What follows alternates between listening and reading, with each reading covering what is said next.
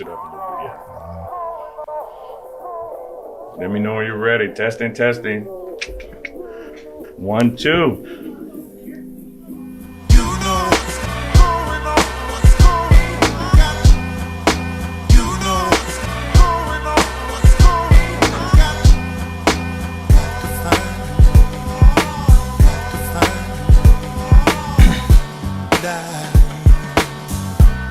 Testing 1, 2. How you guys feeling? You good? How we feeling? We good? We good? Good. We good? Mic check. We're all good. Testing. 1, 2. Welcome everybody. Once again, we're here to our which one is this? This is the third or fourth? I think third, it seems like the fourth. To our fourth edition of Youth Voices of SFYC. And today, so first of all, thank you guys for tuning in, and for the people that are going to tune in later. I want to give an overview or kind of like an introduction before I start to announce my guests. So we do this to give the youth so first of all, my name's Natorius Ezell. I'm the CCP coordinator for SafeFutures Youth Center. And what I do is I work with kids, and I'm helping kids, like CCP stands for College Career Prep Coordinator. And what I do is I help kids get access to college. And if we want all our youth to go to college, but we also know that college is not a good fit for all kids. Some kids want to get a trade. Some kids want to, learn about other things. And so I'm here to help navigate that. So what I tried to do with this podcast was to create a platform to give our youth a voice, so they would have it's a lot of our kids that are dealing with a lot of different things, but also they don't have the platform to voice some of the things that they're dealing with. And so that's what we created this podcast for. And so each month, we're doing it monthly. Now we have different topics. So this topic here is, I felt irrelevant to do access to higher education. And the reason why I did that was, we talked about that, was because kids are getting ready to graduate from high school in the next few months. And I maybe should have did it before this, but now it's just trying to give them some insight on some things and how to navigate college. Because we also know that being a first-time generation college student like myself, it's hard to navigate the college system. And so what I did was I brought on two of the most awesomest, is awesome as a word? That's a word, yeah. That's a word, right? Two of the most awesomest persons I can ever bring on, Miss Sherrick and my brother. Y'all already know me and him together. Oh my God, this is going to be a time. So please tune in. My brother Rashad, Norris. And so the reason why I brought these two on is, first of all, I want Sherrick to tell her story, and to possibly, and I know it will, to help some people that are trying to navigate and go through some of the processes that she went through. And I want her to bring light to that. And also my brother Rashad, this dude works with so many young men of color, just so many, man. He's a mentor. He's the director of community engagement at Highline College. And he's also a professor, which I'm very proud of him. And so, he has a lot of experience dealing with young men and helping them navigate college. So with that being said, I'll bring it on. I'll alley-hoop it and throw it to Sherrick, and so she can tell her story. All right. Well, my name is Sherrick, and I'm actually really excited to be on this podcast. So thank you. You're welcome. Pretty much, I want to give, a voice. I want to be a voice out there for people who are single parents, got into some trouble in their past or whatever, and basically tell everybody that, you can do it. I mean, really, shoot. My story is, I graduated from high school, which was cool. I had some troubles in high school, obviously. I mean, a lot of young people do. Right. But I had a kid right out of high school. So that was kind of a struggle. Right. Well, yeah. Anyways, I had a kid. Kid right out of high school. Take your time. And then I hopped back into college. But before that, I ended up getting into some trouble. Right. So I always had that doubt in my mind. Pretty much like, damn, I can't do nothing, which was hard. I couldn't even find a job. I couldn't even find a janitor's job. So, wow. Like small jobs like that, I couldn't even find. But, I got back into school and I'm doing my thing now. I got a job. Hey. I work for a counseling center. I'm the office manager now, so I'm super excited. That's what's up. More to come. More to come. That's what's up. Thank you so much. Special story. Yeah. We did. Listen, I let her off. Then listen. I was almost about to say so. Let's go back to that janitor's job. Let's go back and see how did that make you feel. Right. But I got it. Look, I'm going back there. Just give me a minute. Nervous. Give me a second. Yeah. No. He said that's your. He said that's your story. That's it. Oh, I'm going back there because I almost stopped her, but I'm on that. I almost wrote janitor's job. Start from there. I got you. No, for real. Okay. We'll come back. Yeah. I got you. So I want to throw it to my brother Rashad Norris. I'll let him introduce himself and tell you a little bit about himself. Well, first of all, Sister Sherrick, I wasn't calling you out as if it was a job. I already know. It wasn't a job thing. I just want you to be able to tell your story because young people out here need to hear from our young folk about that power to overcome. Right. So when I said that, I just want to make sure that you have a platform to tell your story because you and I talked before this. Don't let the butterflies in your stomach come out. Right. They don't come out. Yeah. They don't come out. Right. It just ate me alive. No, you good. So family, my name is Rashad Norris. A lot of the young people in the community that I work with, they know me by Brother Rashad. Right. And I say Brother Rashad just because I want them to understand that as a brother, when I come to them with information that is geared to help them be successful in their next move. So as a brother, I want them to know this almost like it's a family ordeal when I come to them. So that's why it has no connotation to me being religious or Muslim or anything like that. It's just Brother Rashad. So I just want to make sure I get that clear.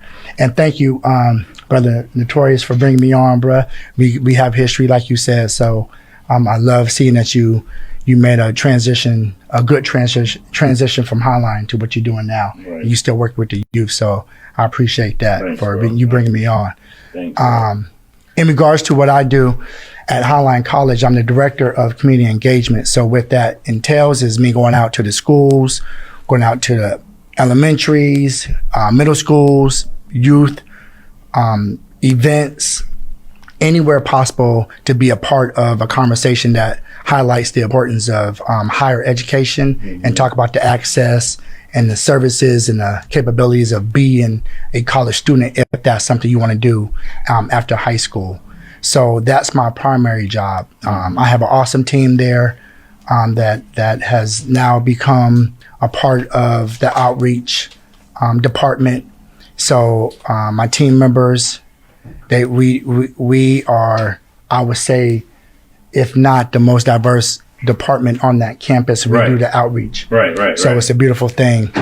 And then, in addition to that, I'm a public speaker, so I do a lot of public speaking, keynote speaking, workshop presentations, and so forth with young people. And then I also have my own consulting business called Relevant Engagement that I do, and I work with adults, teachers, administrators, nonprofit events, so forth, that will bring me in and do a lot of professional development for those teachers or administrators who are working with our Black and brown youth. Right. So I have a strong love for our Black and brown youth, not saying that I don't love all kids, Right. but I'm obligated as a Black male to give back to the community any way possible. Right. And I use this position to do that. Right. And so it's been a good thing. It's been lovely. Right. I love what I do. Right. Yes, you do. And I have a full team that allow me to do this. So Right. I wouldn't be able to do this without the family, without them allowing me to be out there as much as I am. I have 3 beautiful kids, my wife. So it takes a lot from having to do this work and know that I have somebody, or I got people at the house that are allowing me to go out there and do this work I do. Right. So I always want to give kudos to them and just love to say thank you for allowing me to do this work. so passionate and so intentional like I do, because I really put in this work, this time to do this work. Right. So I don't play around with this, and people who know me know that I don't play with this. This is my purpose. Right. When you purpose driven, it's way beyond passion. Feels good. So I just want to make sure that I give love to those individuals that give me the time to do that. Right. And I have to give a shout out, because this is something that I gotta go add into the intro. My barber. Go ahead on. My barber. Oh, no, man. The barber. You gotta give a shout out. Your barber. You gotta do the barber, man. You gotta do the barber. The reason why you gotta do the barber, man, free is cuts for the rest of the year. Man, a lot of us is going around, man. We kind of push back to it, man. We trying to get that right. It's kind of funny. So I gotta make sure I get my barber. I want to say thank you. It's brother Buddy. That's that promo, man. This my brother Buddy, man, from Culture in Tacoma. My barber gonna kill me, man. Yeah, man. So I just want to say that if you as a public speaker, it's something that is always in light of this work, is if you don't look good, you won't feel good. You don't feel good. If you don't feel good, you won't speak good. Exactly. That's right. You're right about it. It's not. It starts out with making sure that the brothers lined up and make sure I'm cleaned up. Yeah. Make sure you're good. So you just can't be on the podcast, man. So I had to give shout outs to Culture, in Tacoma, man. My boy, Buddy. Right. And so what's up, buddy? Yeah, we give you a shout out, man. Yeah. So beyond that, I just want to say thank you for this, man. Thank you for the time. Give me the time and space to be able to share with Sister Sherrick, and hopefully we can enlighten some individuals around this college access thing that we're talking about, and just beyond after high school, your preparation to do whatever. Right. So it's funny that I had a conversation with Daniel, which is our executive director. No, I'm the executive director. He's the producer. About the topic being access to higher education. But Rashad, you and I know about how hard it is for young men of color and young people of color to navigate, not even just being young, to navigate that college system after they even get after they have been accepted to college and they get on the campus, because we know a lot of things, they face a lot of other things. That's just the start of it. But I don't want to, before I go there, I want for the people that just chiming in or just tuning in, I gave the introduction about why we were doing this, but also I want to expound a little bit more on the access to higher education, because there's so many kids in our community, not saying they're young, just young kids, but it's people. I went to college at a late age. I got my associates and my bachelor's and my master's at a late age, and so it was kind of difficult for me to navigate the college system if I hadn't had people in my corner like Rashad and other people. I got to give a shout out to Dr. Bryce and people like that really helped me out. But with that being said, it's a lot of other things that we want to bring light to help people that are dealing with, okay, how do I get into college? How do I'm not that smart in school, because we know in our community there's not a lot of access. If it was, I wouldn't have a job here. I wouldn't be here doing this. But I want to bounce this back to Sherrick and tell me, I said we were gonna start on the Natorius. So that's but not in a bad way. But what I want to ask you is, you said that you couldn't even, and I felt that because I dropped out of high school as well before I went back. And the reason why that spoke out to me is because the job that I had, I was working at USA Medical Center in Mobile, Alabama. I was a janitor, and I'm not ashamed. Hey, shout out. It's people love what they do. But you said that was the only job you can get at the time, and I felt the same way. Starting from there, how did you navigate, and what, if it was any resources that you use or people that you use to help you get into college? Talk about that a little bit, please. Yeah. Well, I'm sorry. That was a job I applied to, a janitor job, and because of my background, I got a felony. Okay. So I couldn't get the job. Okay. But I was saying, jobs as small as that. No, well, they're not small. I'm not trying to. I got you. But jobs like that, I couldn't even get. You know what I mean? So it was hard, and with a kid and bills and all that stuff. So But as far as navigating the system, the college system, I actually use my resources. I have cousins that went to school. Right. And actually, my cousin Kaylee, shout out to her. Right. Shout out show today. Right. She actually told me about the women's program. Oh, wow. Right. And so I didn't have a job at the time. So I went to go sign up for TANF. Okay. So that was the like me. Right. So I signed up for TANF, and then I was able to get into the women's program. And then actually from there, it took off. I actually had a lot of help with the women's program. Jean and Alicia and them. Really? Yeah, they actually helped me with FAFSA. Right. Stuff. But if it wasn't for them, I would have been totally lost. Like, and that's totally lost. And I want to stop you there. I also have to give Jean, Alicia, Laquita, Dina Rader. I have to give them a shout out too, because as we sit here and talking about it, you and I have some of the similar situations. Right. Because I was in the women's program working when I even first met his brother Rashad years ago, and it was Jean. I was there before Alicia was there, but it was Jean and Laquita and Dina and Robin that actually helped me to navigate, and they actually gave me a work study job in there as well. Yeah. So I want you to keep, but I want to give them a shout out too. I don't want to like bypass, because they always say, you always talk about Rashad and Dr. Price. You don't give us no credit, but like a shout out to them, because they're awesome. But keep on going. I'm sorry. Yeah, no, I was saying, they helped me. I ended up getting the work study job.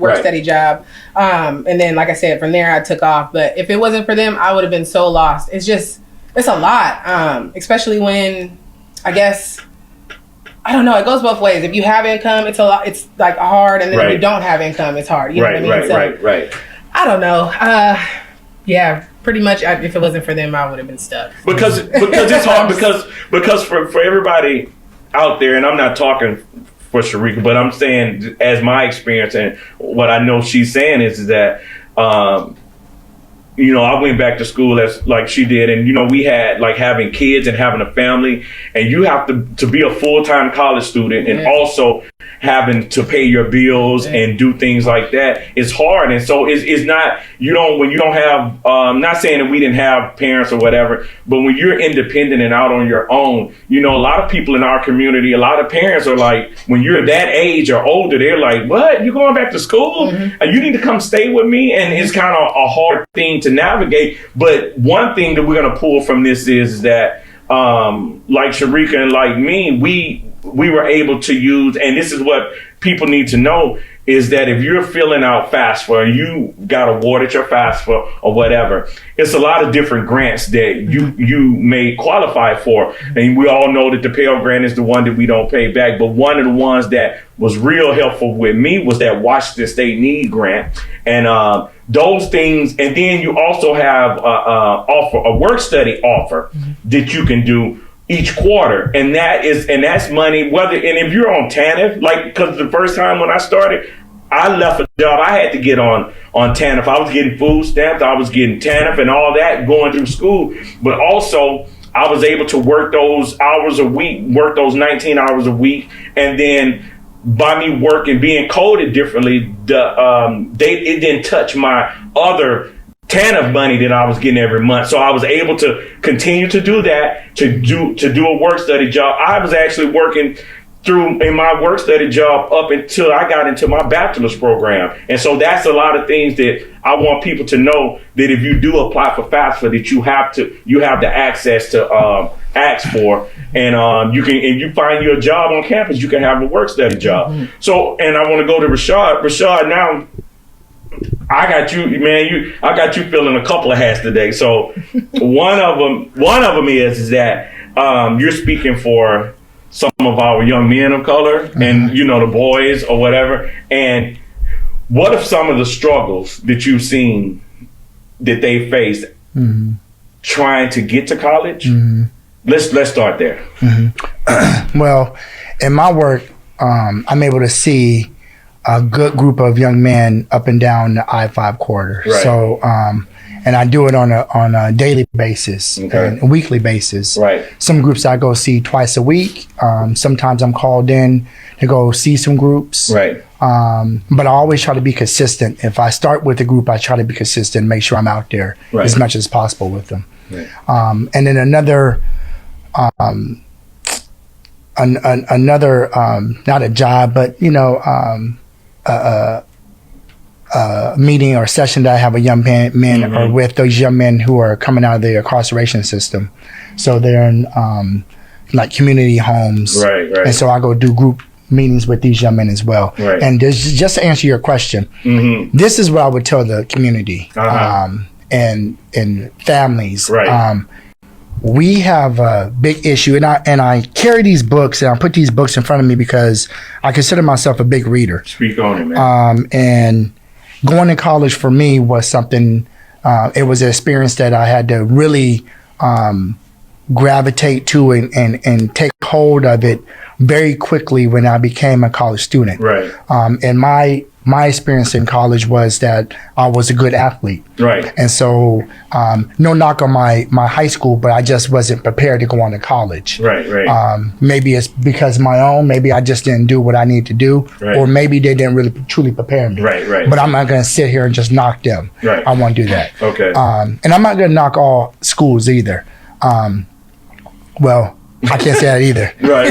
I take that back. Just ain't gonna bring them up. I take that back. Right. Let me digress and take that back. Okay. There are some schools who are doing horrible jobs. You're right. Right. But I would say this though. But when I went to college, I didn't do very well on my testing. Right. But my mother worked at this college, private school, University of Puget Sound, where I was able to go to school. Right. Nice. And yes, but it was 2% black. And, Right. Me and my brothers at the White House, we was that 1%. Right. So that's how small it was. And then my other sisters and brothers who were on campus, we were both really close knit. Right. And on my basketball team, my senior year, especially my senior year, I was the only black on both sides of the court. Wow. So it was something that I had to learn to navigate. But that freshman year, which really was a year of growth for me, like not even growth, but a year of awareness. I was or a year of awakening. I was awakened to the fact that I really wasn't prepared to be a college student. Right. I was nowhere near prepared to be a college student. I learned that the most important skill set when we talk about going to college or life after high school is reading and comprehension. Okay. Reading comprehension. Right. And when I go out to these schools and go sit with these young men and do my sessions, who wants to go to college? And we've conditioned our young people since they were in kindergarten. Right. When we say, who wants to go to college? Right. All the little kids go, me. Right, off the top. I remember going to my sons and daughters' kindergarten classes, and they actually were in classes like I'm college bound. Right. Yeah. And I don't know what it is between that age or that maybe the 6th grade through 8th grade. I don't know if reading just went out the window. Right. Or it wasn't a fun task no more. Okay. And so now the whole reading piece was taken out of the curriculum and skill based. Right. Of course. It was now language arts, social studies, and so forth. Right. But that was more so a class to get you into college. That's an entry class to get into college. Right. It's not a skill set. Right. So the skill set, the reading comprehension skill set, is being missed. Right. And so when I ask them who wants to go to college, they raise their hand. Right. Then I ask who likes to read, and the hands are all low and down. Right. So then I tell them, you're doing yourself a disservice if you think you're going to go to college or anything, even a career after college, if you're not reading and comprehending what you're reading. Right. And I'm not just talking about reading a book or reading a piece of paper and you just read some words on there. Right. Because you know how to put letters together. Right. I'm talking about really understanding what you read. Right. And then taking that with you and applying it. Right. Apply it now to whatever your next move is. Right. And I had to apply it. And I bring these books because I highlight a book that was given to me when I was in college. And I didn't bring it. There's a book that was given to me, and it was the one by Frederick Douglass, the autobiography from Frederick Douglass. I got it in my and I remember house. my professor at the time, David Droege, who was a white male, and he was probably about 60 or so. And he was then he became my mentor. Right. And he gave me this book, and he was my communications professor, and he gave me this book, and he told me to read this book and be prepared to present it to the class the coming week or the 2 weeks, because we had to do a presentation, public speaking or a public presentation on our book, and he gave me that book.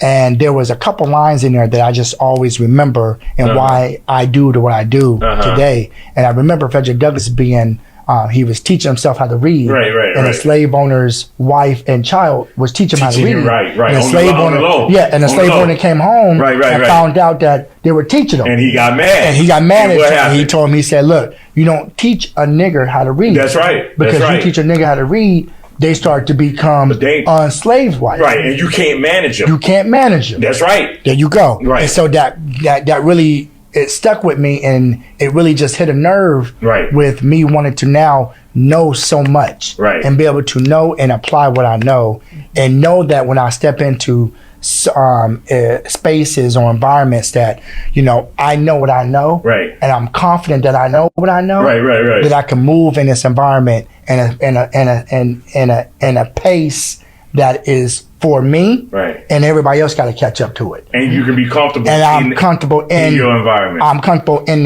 that space, and I'm comfortable in my own pace. How many kids? But how many? What I want to ask you is, how many kids did you work with? After you describing that and what it takes for you to be comfortable, how many kids that you work with did you think would be able to step off into a college environment or any kind of environment and have that same comfort zone? I don't know. I would say this. I don't know what the number could be. I know what it should be. I know what numbers have come to me that received this information, and I see them thriving now. There's young men that have stayed the course. They're doing wonderful. They're doing wonderful, and they're big readers. You know, I got young men who are coming to me telling me, Brother Rashad, have you read this book? Or have you, and it's a beautiful thing because they're implying what they're reading though. And when we go back to your original question, what skill set, I believe that our young people are not coming in prepared for the rigor of what it means to have to write papers and understand what you're reading to put words on that piece of paper. Like there's so much more writing in college than it is test taking. There's more. They want to know what is it that you read and explain to us like what you read. I learned that that's what they wanted to hear. They want to hear. They want to hear from us. And right now the high schools are test taking, and it's sad because only AP or what's those IBM classes, those special classes are being set aside for special students who are prepared. When you do the numbers of those special courses, they're white and Asian students who make up a lot of those programs. Our black and brown babies are not in these programs. Because they're not being introduced to it. They may not even test into it. I mean, there's all type of factors, but those programs are not for everybody. So that means that's going back to what we talked about before, is being culturally biased. Some of the material, but also, Brother Rashad, and I want to get to Sister Sherrick about this too, is that people have to realize this, and this is real important. And I'm big today on these takeaways from this podcast. And so one of them is that a lot of people don't know, like I didn't know going first off, and I want to give a shout out to Ken from the library, because you're talking about books. I want to make sure I shout out Ken. He's from the library. When you was talking about them books, he was like this.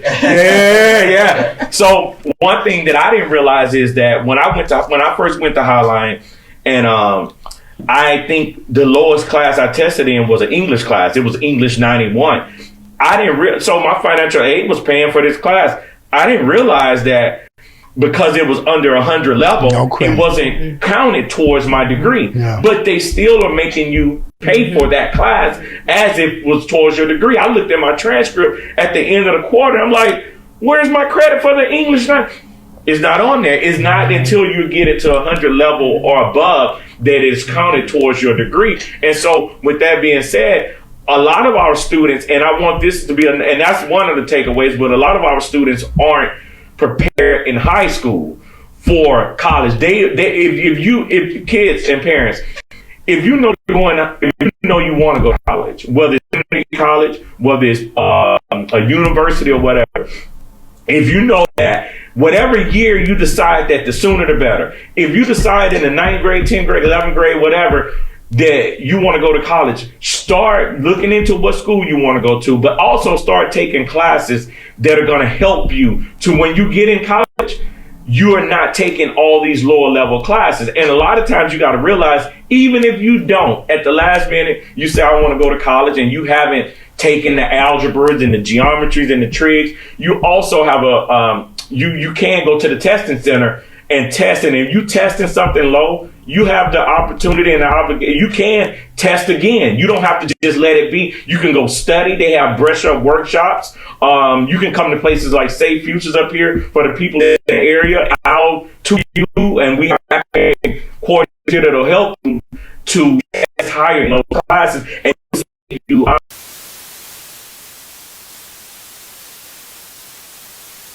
All right. So sorry about that. We had a little technical difficulties on that one. So everybody, thank you for tuning in again, and hopefully you come back in on it. So I was asking, where was I, man? What question I was asking? I forgot. Technology. The technology. Mm-hmm. Yeah, thank you. Yes. So I was asking Sherrick and brother Rashad about, because Rashad, we was talking about literacy and reading and writing, which is a big part of being in college. And also, not even just that, when we get on jobs, I just talked about doing that break about writing emails and different things, because I know we've all, and not to talk about no one person, but we've all read some emails from some people. We've been like, come on, man.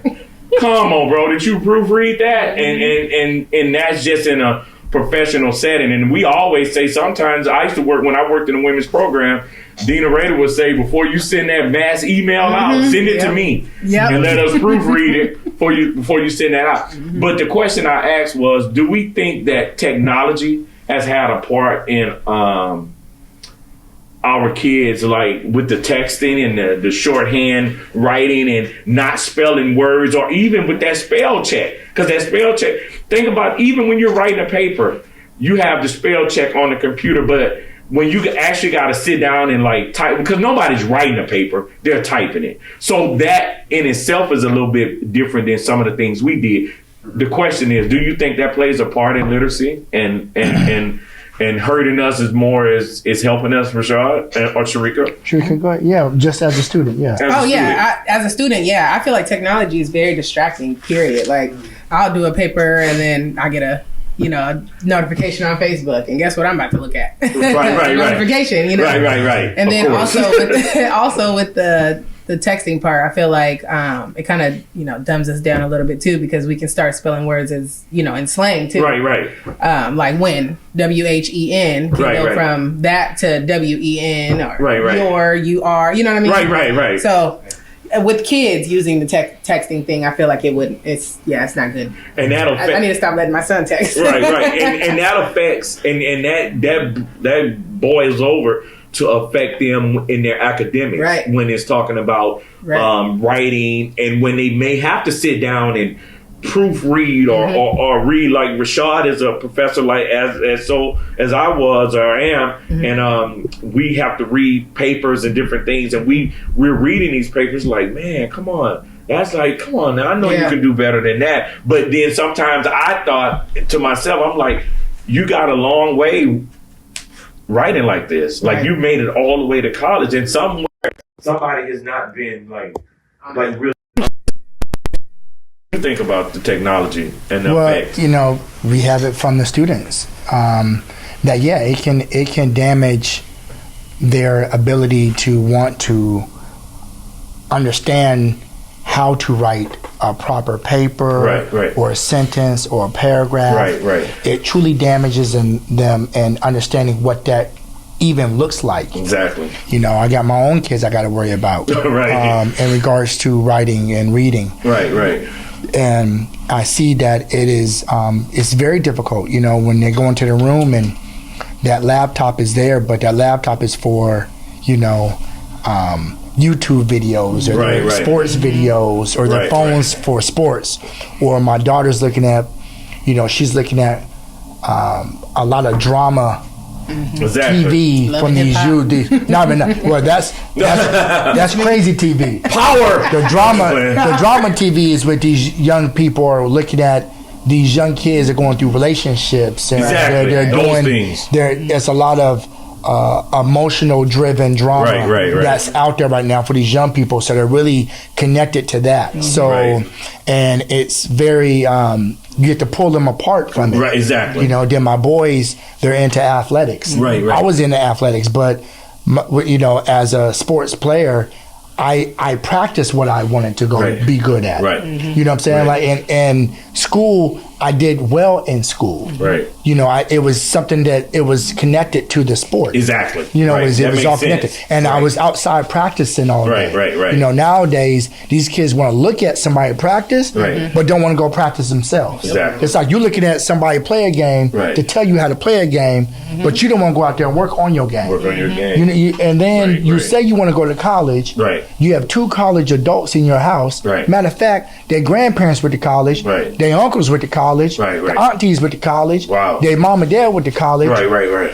So you need to listen to what we're saying. Exactly. Because we're trying to tell you there's much more. Right. So, you know, to these parents, I know that we want to make sure our babies are up in the times with the technology, or they're not being looked at as something that's an outsider because they may not have such and such. Right.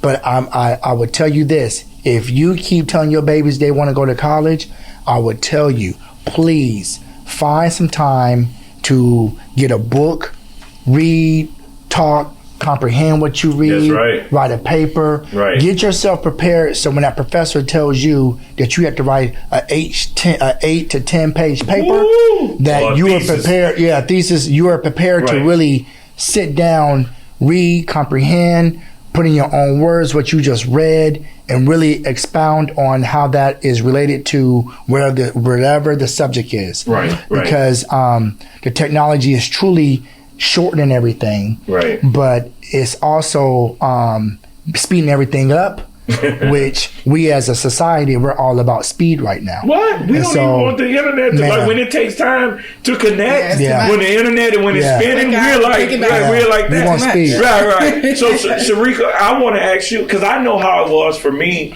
being, going back to school later. I sat down with my kids with Destiny and Christian, and I sat down with them. When I did homework, they did homework. Like, we sat down together. I helped them while I did homework. You know, and we did everything. And anybody knows we do everything as a family. So we're all in. So, Sherrick, what I want to ask you is, I want to make sure that. And also, I want to leave the door open for people to ask some questions. You are a single mom, right? Awesome job you're doing. So, you know, you big ups to you on that.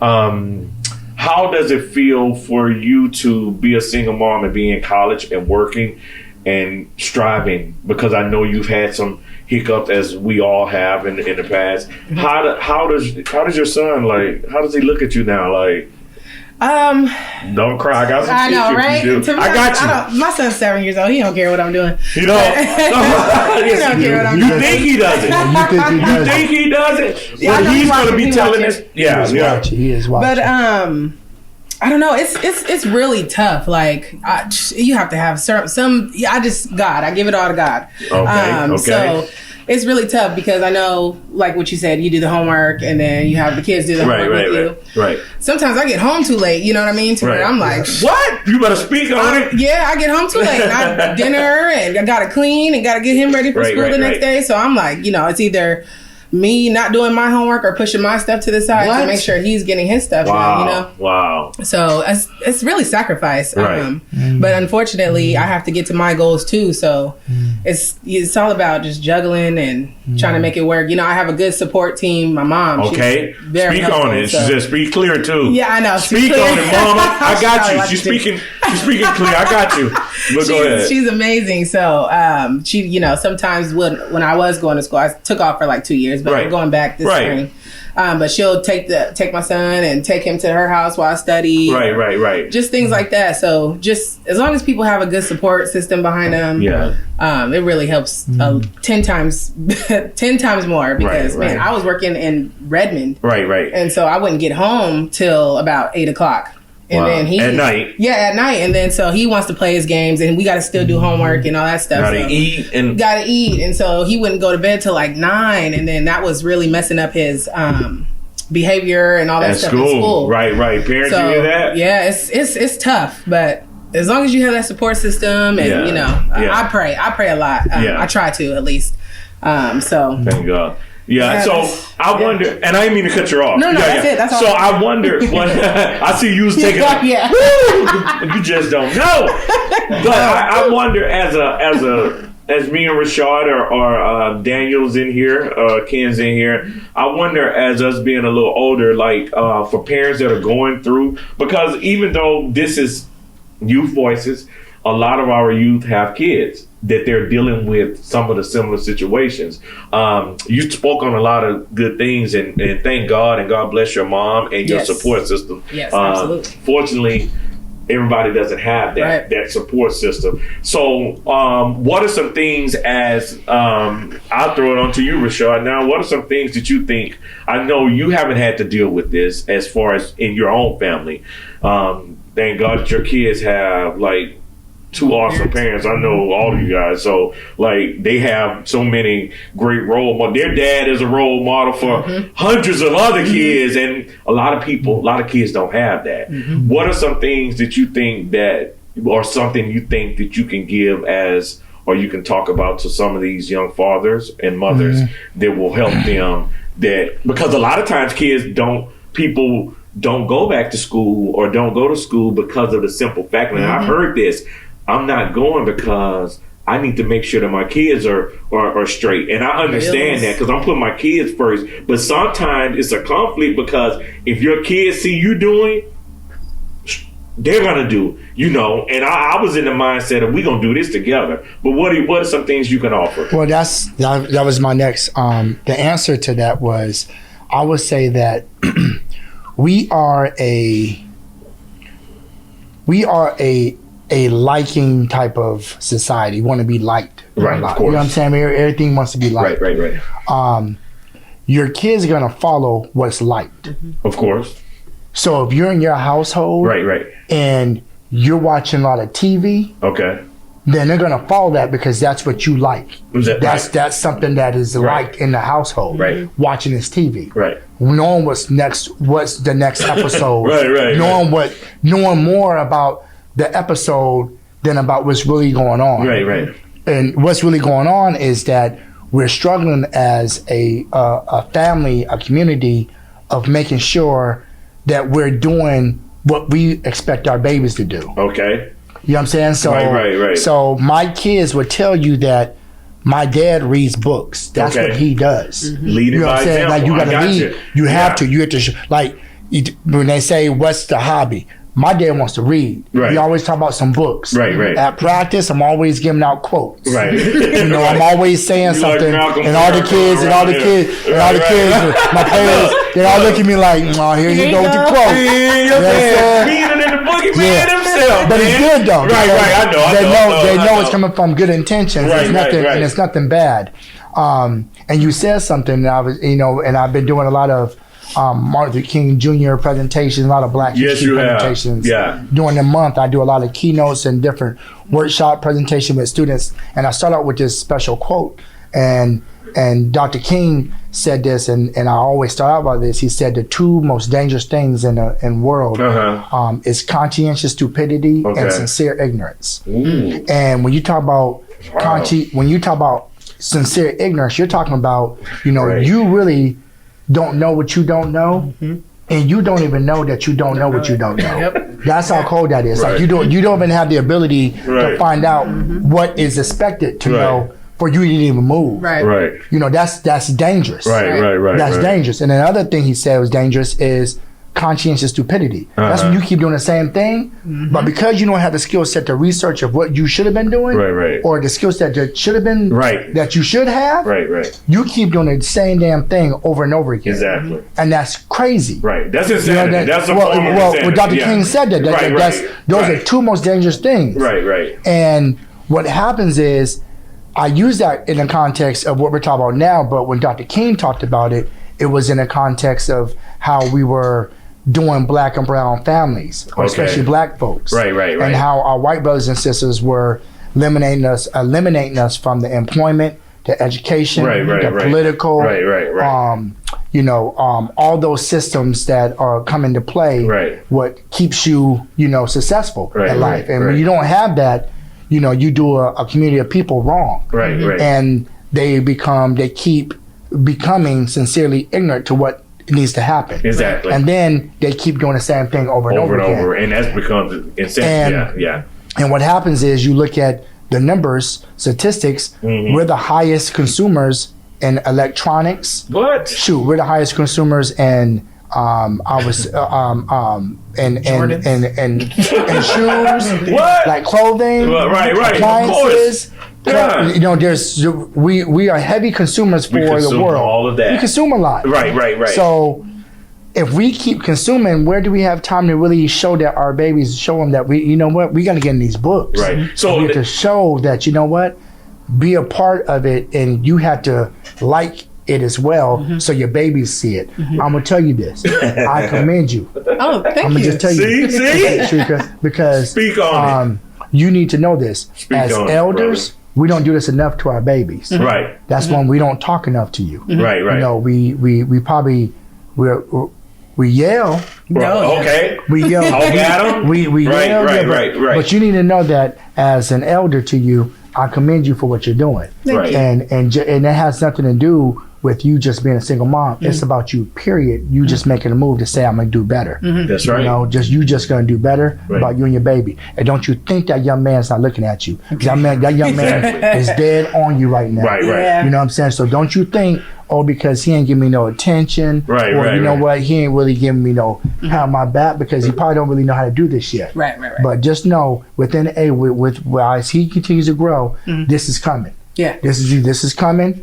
And this is coming when I say, "Thank you, Mom." That's coming. So just know, you just stay steadfast on this pathway, and just know that we need more of you out there. You know what I'm saying? And just know that as an elder, I just want to just say that I commend you on your work and you doing what you're doing. So Brother Rashad, thank you so much. And I know this. I had to tell Daniel before I started with it.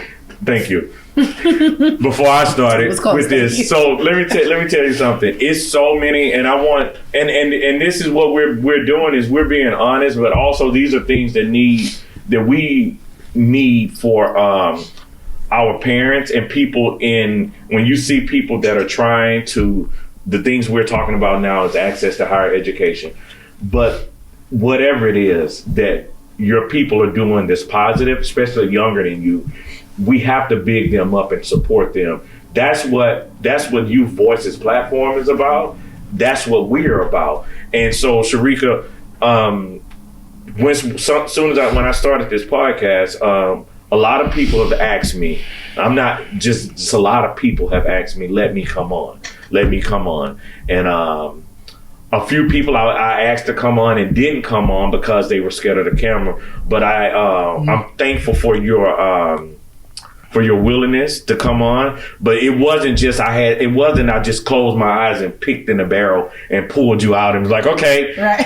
It was intentional and deliberate to have you on because of the person you are. It wasn't just because I had met you. It was because of what I've heard about you. And I was like, this is like, you see how it worked? This is so awesome. And so I really, really want to big you up for being that person. And like Rashad said, don't ever think you're so, the crazy part about it, I thought my kids wasn't watching me until when they were smaller, until I walked up on them my daughter talking about me and saying, this is what my dad was doing. This is what my dad made me. And I'm like, I didn't even know as a child did she watch that. But I don't even know if she remembered that, but it brought tears to my eyes. So you keep doing what you're doing and being that great example for that young man. Thank Trust you. Y'all me. gonna make me cry. Yeah, Rashad. And before we leave, I mean, I know we got to leave, but That's okay. I definitely want to make sure, you say access to education, higher ed. Right. And we have to put accountability, responsibility back on these higher ed institutions as well. Because I really feel that we can't put it always on the family and the young people. You're right. But the higher ed has to be able to make their adjustments as well. Right. With providing access and services and a deeper understanding of our communities of color who are coming in with barriers. That's right. That's what I got right there. Barriers for students. That need a little bit more massaging than you just saying that I recognize it. I need a little bit. I need a little bit more. I need you to be a little bit more active. Let's hold them accountable and be more sensitive to what needs to happen. And what needs to happen in some of these institutions, they may need to be some employment change. Okay. Or it may need to be some program development. Right. Or professional development. You're right. Professional development. Right. So I just think that, I know that a lot of the work that I've been doing along with the young people, I've been asked to come in institutions and do it with the professional staff as well. Exactly. Because they have been itching. Some have been itching to get training and information and new methods and new strategies around engagement, and some have not. And I commend those who have. But I know we still have a long way, and I never want to put all our concerns on our parents and young people. We need to spread this out a little bit. Be equitable, as they say. That's right. Because you need to get this work too. It's not just the family's responsibility and the kids. It's always, especially as the teachers, because I think when Rashad is talking about professional development, we had Daniel and I, y'all can't see him, but he's filming. He's the program manager here at SafeFutures. And so I'm thankful for him to be able to help me with this whole vision. Like this vision, it was a vision that I had to do for myself, but also it was a vision that I thought was needed, and Daniel latched onto it, and he helped me. So when you see and Soria, and when Soria, our executive director, when you see these mics and you see all this, y'all can't see the rest of the stuff, but the lights and all that stuff, that was because of the vision that and they believed in me. So I really appreciate you for that. But he talked to me a couple of weeks ago, and I've been to school, I've done all these kind of trainings, even at Highline paid a lot. They spent, and Rashad know, Highline paid a lot of money to prep us, sending us to Emoja conferences and sending us to all these different things. But also Daniel said something to me the other day. He said, hey man, if there's any other conferences, life skills, things that you think you want to go to, not to say that you need it, but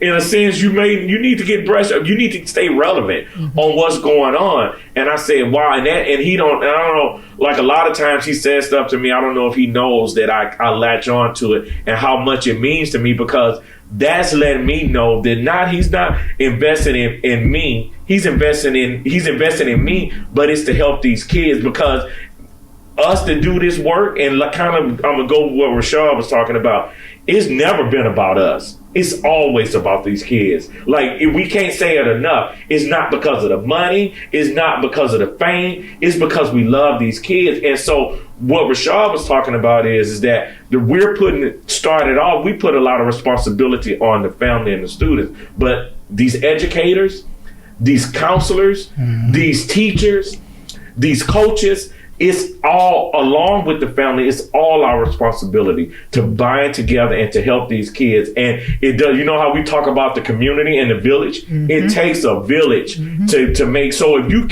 you love your kids, like we love your kids. There's no way that neither him or I or Daniel or Ken should be doing more for your kids than you're doing for your kids. And especially if you're standing in front of these kids every day teaching them. And we always have to remember that. But I know we're almost running out of time, but it's some things that I want to talk about. I really want to like leave with something.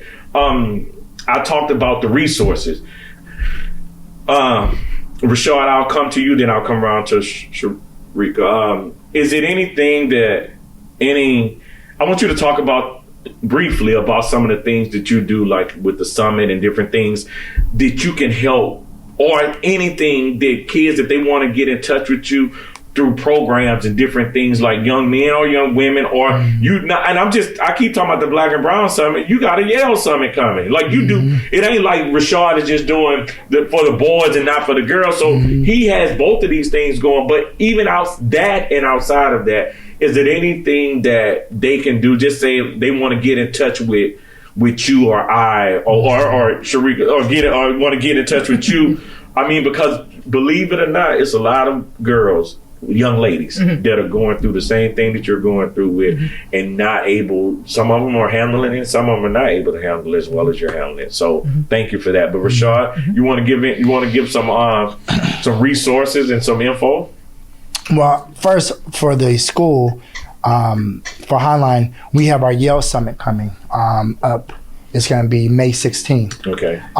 Let me just say this too. For all the summits, you need to know that I was the visionary for the summits. It came to me from a summit that I attended in Florida.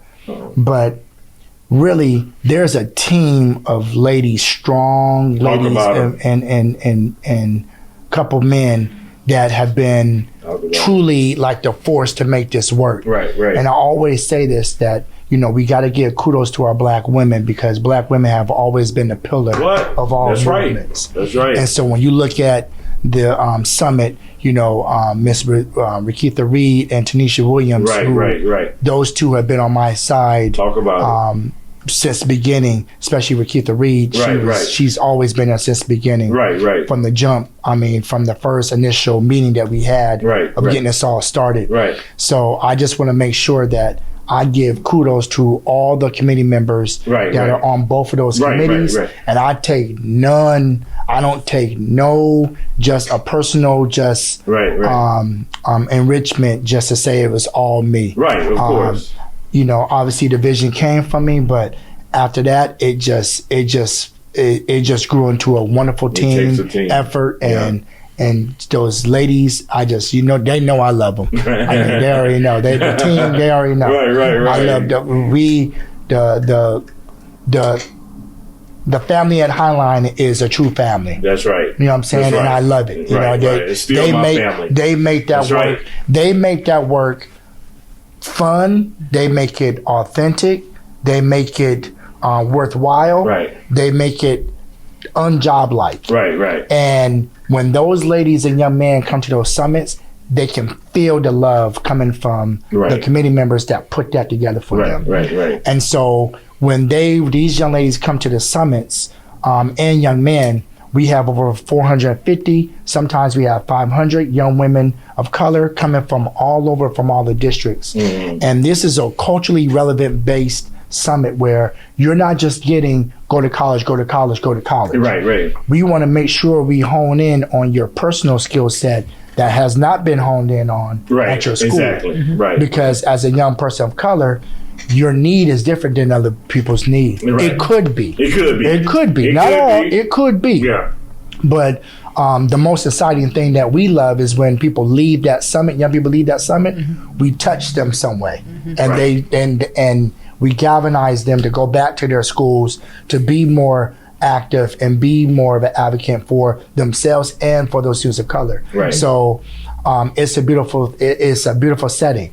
As far as resources for me personally, I have some things coming in the pipeline that I'm looking to start just for young people. It depends on the school, if they're at a school, or locations such as yours. If it's something that needs to be set up where is a consistent meeting with the young people. I would say that I have my own Instagram called relevant_engagement. Okay. That I'm putting positive information up there. Once again, it's Instagram relevant_engagement. Okay. And I'm putting up positive information, positive affirmation, putting up stuff that I've been doing around the community that may be able to just encourage a young person. Okay. Just to be more, just to stay confident in their walk. Okay. And so, and other than that, I can post up some books, some things that, and I'm looking at doing some more public speaking around the area. Right. Holding some sessions. So there's some stuff coming in the works, and I definitely get back to you. Okay. So you'll know that as well. Okay. But Okay. yeah, I just felt that there's a lot of other resources that are going on within the state, that there's some wonderful people doing some wonderful work. Exactly. I know that we have an issue not to collaborate as much as we would like. But I don't hate none of these brothers and sisters who are doing this work. Right. I know. There's so much out there to be done. Right. That I just hope that we're on the same accord when it comes down to content or information that is being shared, so we're not so disconnected. Accurate, yeah. and we're not giving our kids too much, that there's no true movement. Right. And I've been talking with other individuals who are working with young people. Right. And we've been sharing ideas and seeing where each other are at, and I feel that we're on accord. But some of us, we may be off a little bit, which I'm okay with that. Right. But then for right now, but I can't connect with everyone. Right. I got but there has to be. There's gonna come a time that we all get together. We're gonna work this out because we're doing it for the one cause. Yeah. And it's for those kids. And I got you. And so before I wrap it up, Sherrick, is there anything that you want to offer? Like, you can offer, man, you can give your IG, you can hey, we want to, anything, you know what? Anything you want to give it before I wrap it up. Okay. Well, I just pretty much, I don't have no resources or anything. I wish, but I just want to tell, thank you. I want to tell everyone pretty much, just go and do you, pretty much. Do what you have to do. Follow your path, and don't let anybody stop you. I've had so many barriers that actually stopped me, but I just kept going. So just keep going. Period. Just keep fighting, keep pushing. Even if somebody tells you can't do it this way, try to find somewhere else you can get around it to go do it. So I stay with these positive affirmations on my phone. I have this app, and it texts me every 30 minutes, and it tells me, you can do it and stuff like that. So that gets me through it too. And prayer. If whatever your higher power is, thank you. Just pray. Thank you. Thank you. And so as we get ready to wrap this up, like I said, I thank you guys. Rashad, brother, man, we're going to keep doing this. I love you, man. I really appreciate it. From the bottom of my heart, man, from everything that you've done for me and more, which I see you do for these kids. That's the most, you've done so much for me. We've done for each other. But what I see you do for these kids and the love and the passion that you have, brother, it's you know what? It's like no other. The first time I saw you when I started the podcast, I said, "Hey man, I'm about to start the podcast." You like, "Man, when you gonna have me on?" I said, "Man, with the work that you do, you know it's coming." And it wasn't because you asked me that. It's because why shouldn't you be on here and to help and to highlight and to give knowledge to these kids and these families. So I really appreciate you. And Sherrick, I appreciate you so much, man. We new best friends right now. And we new best friends, and I appreciate you, man. And if you know of anything that you need from us or here, let us know, and I got you. And like I said, this is you voices of SFYC, Safe Futures. Thanks, Safe Futures, for giving us the Daniel Reed, Soria, for giving us the platform and allowing us to have this. Thanks, Ken, for coming out. We had another guest. Thank you, man. We have Ken from the library in here. We had another guest. They walked out, but I want to thank you guys also, and just let you guys know that if anybody that's in this area, or not even just in this area, that need any help with college career prep, I work mainly with SHA, with the Seattle Housing Authority. That's who my contract. That's who I work with. But that's not solely who I work with. That's just who I'm contracted to work with. And my program manager is sitting right over there now. So I'm able to make sure my numbers are taken care of so I can help other people. And helping, like, I know a lot of kids can't, depending if they're from the East African community, all these different communities. Working here, I just found out that a lot of them are not able to apply for FAFSA. So they can't pay because they can't pay the interest back because of the religion, different things. So that's fine too, because I can also help you find scholarships. And you don't think that you have to be the better your grades are, the easier it is for you to get a scholarship. But you don't have to be a straight A student to gain a scholarship. But if you guys need any help with navigating the college system, my name's Natorius, Natorius at SFYC.net. And also you can message me on the Youth Voices, SafeFutures Youth Voices Facebook page. And thank you guys for tuning in, and I will see you next month. I am headed to Mobile, Alabama for Mardi Gras. So I want to go. see you guys when I get back. All right. That's it. Sir. All right.